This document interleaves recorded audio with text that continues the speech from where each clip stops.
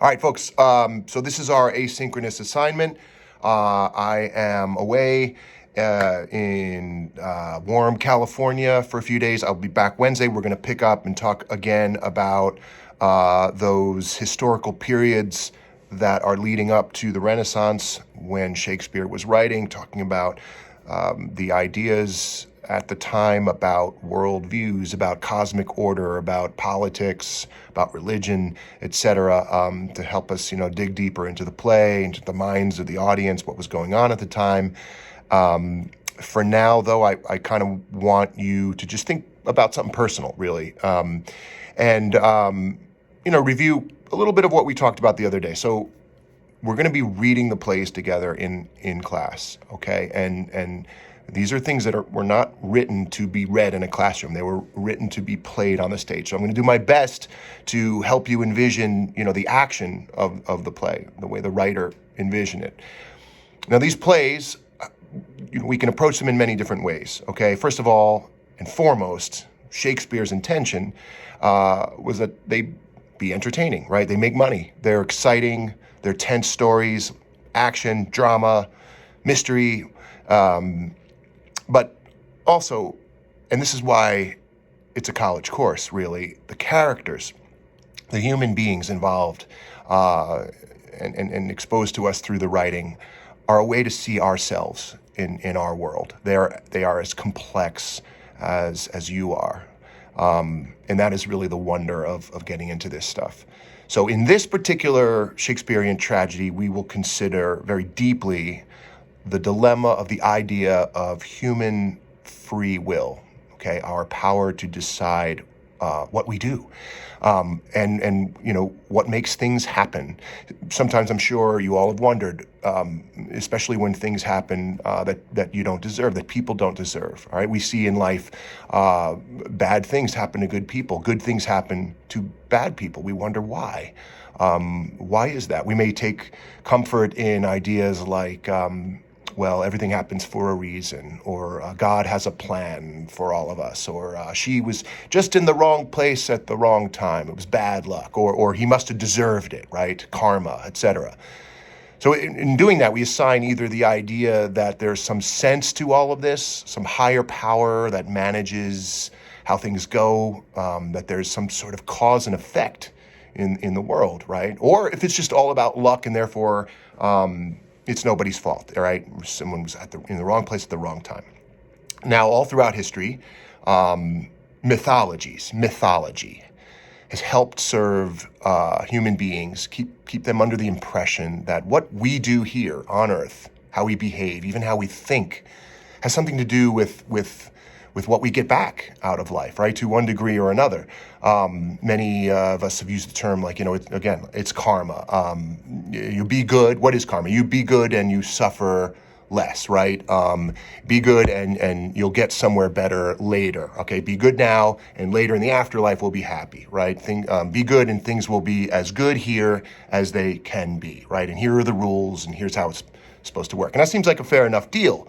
But does the world really keep its end of that deal, right? If one believes the creator, the all-powerful, all-good creator made this world, well, shouldn't the world, be all good as well? Shouldn't there be rules to begin with? So by the time we reach Shakespeare's time, the Renaissance, there are really striking new ideas about all this, why things happen. For instance, let's just take one example. The Anglicans, the English church, right, like Catholics, would hold that human beings have free will. We could either do the right thing or not do the right thing, right? We have the power to choose or not to do or not to do the right thing. And right, each will come with consequences, good or bad. Now, Calvinist Protestants, however, hold to the idea of what we call predestination, that it's all like scripted out already, okay? God knows the whole story before we're even born. And there are those who will be saved, will end up in heaven, and those who will end up in the other place, right? It doesn't really matter what we do.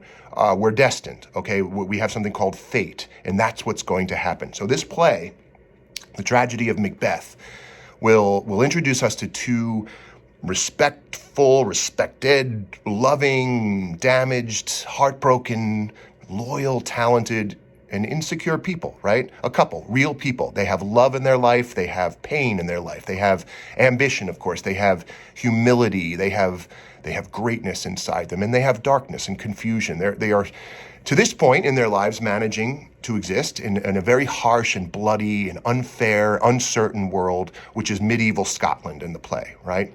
And they've been successful enough, but suddenly the man, the husband, is told something about what's going to happen to him in the future. And this changes the course of his life and his marriage, and in fact, all of Scotland, all the world. And by the play's end, it changes how he sees the world. And we're forced to wonder if the view he now has after this experience is right. And it is not a pretty conclusion that Macbeth comes to about the world. So here's what I'm asking you to do, okay? What I'm asking you to do, and you can submit this into the assignment folder, all right? I'm looking forward to reading what you guys come up with on this. So your assignment, and this is, you can download the Word document that'll have all this typed out. Whatever I say here, I'm gonna somehow type that human free will. Okay, the idea that we are fully responsible for what we choose to do, okay, can be hard to reconcile with the idea of predestination.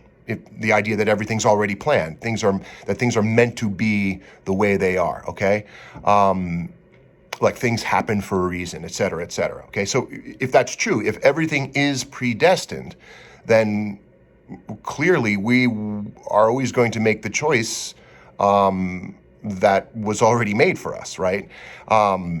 So if we make a choice that hurts someone else, is that our fault? Or was that always going to happen, right? Is it still our fault, for instance?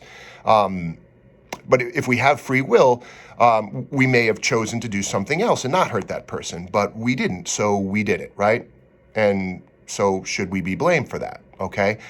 All right, with that kind of intro, all right, here's the scenario I'm going to ask you to think about and respond to. Okay, so I want you to imagine that you've just received an email inviting you to an interview for a great gig, a great job, all right, in the field that you love and that you enjoy very much, okay? You do your prep work, you get a haircut, you get a new suit, to wear, right? New real lovely new shoes, etc. Right? You practice the interview. You show up really, really well prepared to talk about how much you love this field and want this job, right? And you do a bang-up job in the interview. You do great. The boss really clearly enjoys you, and for the next few days, waiting to, for that phone call. You're really excited, right? You knocked it out of the park. Now, you don't want to get your hopes up, but you feel like you did everything you could do to give yourself a chance at that job, right? We've kind of all been there, probably. And you can say to yourself, if I don't get it, at least I know I did my best. That whole thing. You say to yourself, right? And you feel pretty good. So a few days later, the call comes, and they say you didn't get the job. You did not get the job. And but that person urges you to not take the decision personally, because you're told the boss already knew who they were going to hire before any interview happened. And in fact, it's the boss's nephew who got the job. Okay, let that sink in for a second. Now, here are the questions, okay? And again, it's on the document. Number one, how do you feel about that boss now? And why? Here's the thing. I want you to make an explanation, make a defense of your answer. Or I hate him now, or I understand. Whatever it is, make a solid defense of your answer, okay? Like you're explaining to someone, this is how I feel about the boss, and this is why I feel that way. All right, that's number one. Number two, now you've never met this nephew, okay? Do you have feelings about the nephew, one way or another?